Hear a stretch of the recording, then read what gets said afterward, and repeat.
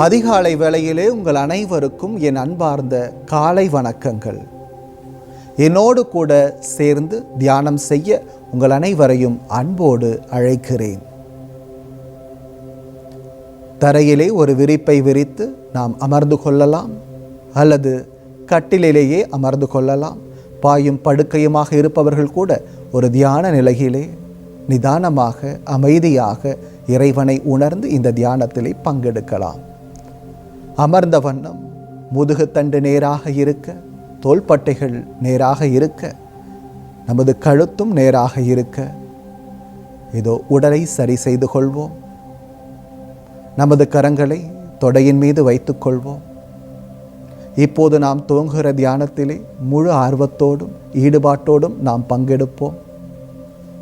ஒருவேளை இந்த தியானத்தை நாம் இந்த நேரத்தில் செய்ய முடியவில்லை என்றாலும் நாம் நாள் முழுவதும் ஏதோ ஒரு நேரத்தில் நமக்கு நேரம் கிடைக்கிற பொழுதில் அல்லது இரவு நேரத்தில் அனைவரும் உறங்கிய பின்பாக கூட நாம் நமது தனிமையிலே இந்த தியானத்தை பயிற்சி செய்யலாம். தியானம் செய்வதுதான் முக்கியம்.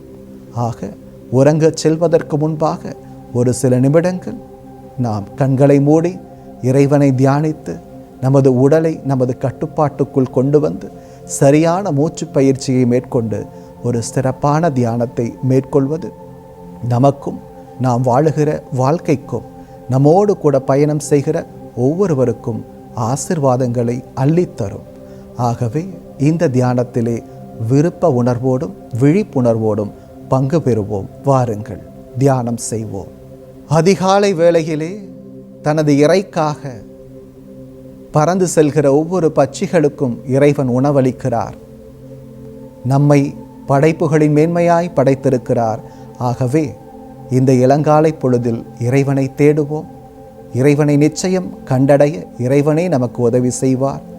இந்த பஜனை பாடுவதன் மூலமாக இறைவனை ஆராதிப்போம், இறைவனை புகழ்ந்தேத்துவோம்.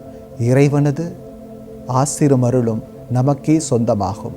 கண்களை மூடி இந்த பஜனிலே நம்மை இணைத்துக் கொள்வோம்.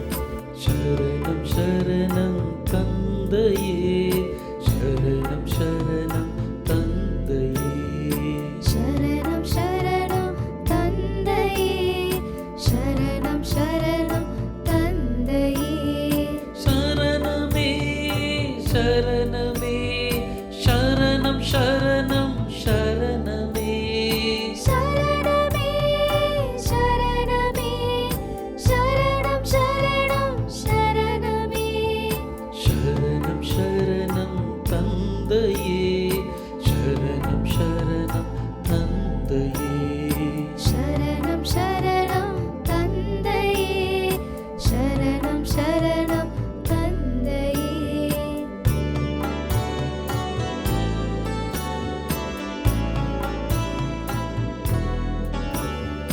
சரணம் சரணம் இயேசுவே, சரணம் சரணம் இயேசுவே, சரணம் சரணம் இயேசுவே, சரணம் சரணம் இயேசுவே, சரணமே சரணமே, சரணம் சரணம் சரணமே, சரணமே சரணமே, சரணம் சரணம் சரணமே, சரணம் சரணம் இயேசுவே, சரணம் சரணம் இயேசுவே, சரணம் சரணம் இயேசுவே, சரணம் சரணம் இயேசுவே.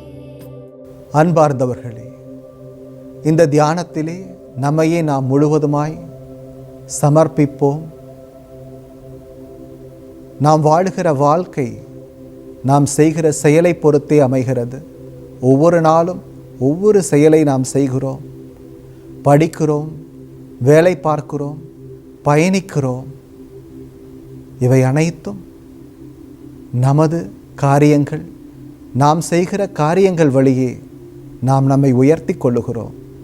ஆகவே நமது காரியங்கள் அனைத்தும் சரியாக அமைய நாம் செய்ய வேண்டியதெல்லாம் விழிப்புணர்வோடு அவற்றை செய்வதுதான். சிந்திப்போம். நமது படிப்பு நமக்கு மிக மிக முக்கியம்.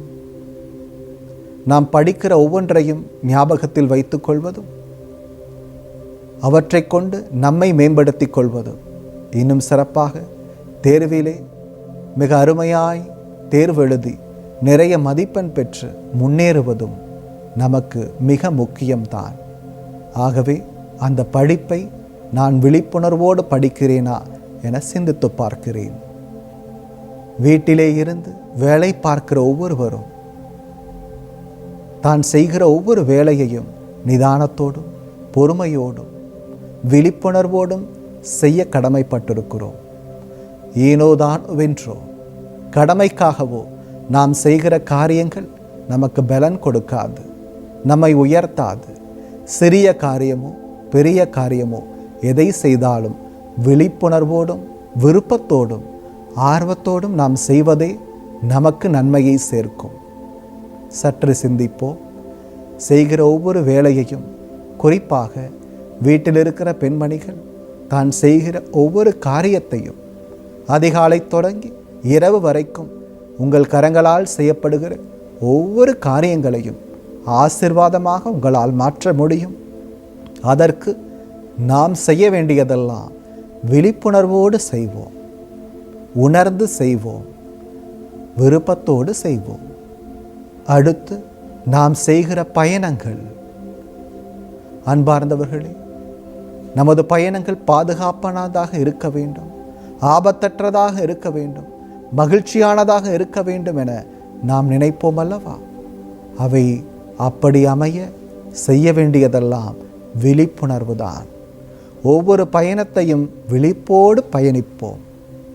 போகும்போதும் வரும்போதும் இறைவன் நமக்கு துணையாய் இருக்கிறார். அவரோடு கூட சேர்ந்து நாமும் பயணிப்போம். அன்று இஸ்ராயேல் மக்களோடு பயணம் செய்த ஆண்டவர் உங்களோடும் பயணிப்பார். இந்த உலகம் மிக அருமையானது. அவற்றை ரசித்து கொண்டே நாம் பயணிப்போம். நம்மால் வேறு யாருக்கும் ஆபத்து ஏற்படாத வண்ணம் கவனமாய் நாம் பயணிப்போம். ஓர் இடத்திலிருந்து இன்னொரு இடத்துக்கு செல்வதோ வருவதோ போவதோ எதுவாக இருப்பினும் நமது கவனம் முழுவதும் பயணத்தில் இருக்கட்டும். அவை பாதுகாப்பானதாக இருக்கட்டும். நம்மோடு கூட பயணிப்பவர்கள் ஒவ்வொருவரும் முக்கியமானவர்கள் என கருதுவோம். அவர்களது உயிர் நமது கரங்களிலே இருக்கிறது. ஆகவே இன்னும் அதிக ஜாக்கிரதை உணர்வோடு கூட நாம் பயணத்தை மேற்கொள்வோம். விழிப்போடு இருப்போம். நமது பயணங்கள் ஆசீர்வாதமானதாக மகிழ்ச்சிகரமானதாக அமையும். அடுத்து நாம் செய்கிற தொழில்.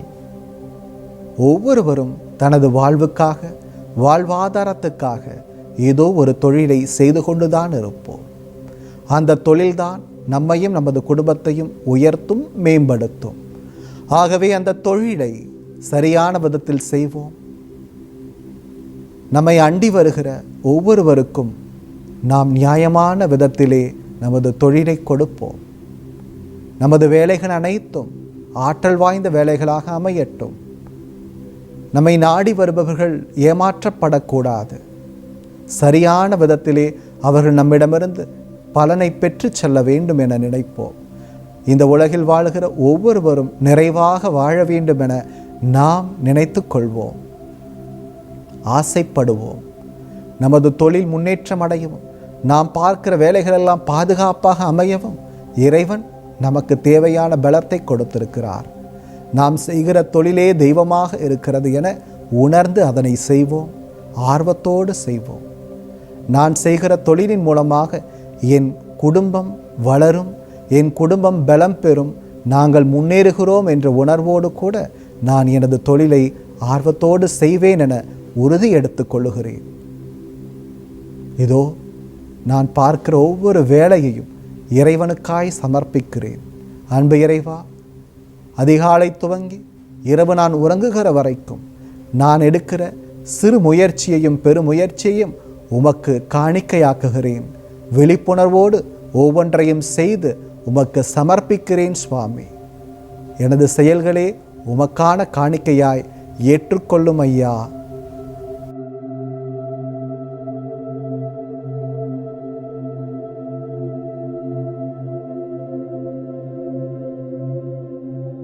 அன்பார்ந்த சகோதர சகோதரிகளே, தேடுங்கள் கண்டடைவீர்கள் என்று இயேசு பெருமான் சொல்லியிருக்கிறார்.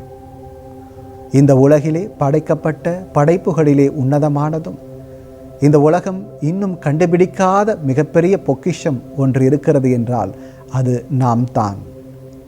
மனிதன் தேட வேண்டிய ஒரே ஒரு காரியம் தன்னைத்தான் என்பதை மறந்துவிட வேண்டாம். ஆகவே நாம் நிற்போம், நம்மை கவனிப்போம், நமக்குள்ளாக செல்லுவோம். நாம் யார் என்பதை கண்டுபிடித்து விடுவோம். நாம் நம்மை கண்டுபிடிக்காமல் இந்த உலகிலிருந்து போய்விட்டோம் என்றால் நாம் தோல்வியாளர்களாக மாறிவிடுகிறோம். ஆகவே சற்று சிந்தித்து பார்த்து, நான் என்னை முழுமையாக கண்டுபிடித்து விடுவேன், நான் யார் என்பதை அறிந்து விடுவேன் என்ற ஒரு தேடுதலிலே இறங்குவோம். நாம் இறைவனின் உன்னதமான படைப்புகள் என்றும் இறைவனின் பிள்ளை நான் என்றும் என்னையே நான் கண்டுபிடிக்கிற போது இந்த உலகத்தின் அதிர்ஷ்டசாலி நான் மட்டும்தான். இந்த நாள் இனிய நாளாக அமையட்டும். நன்றிகள்.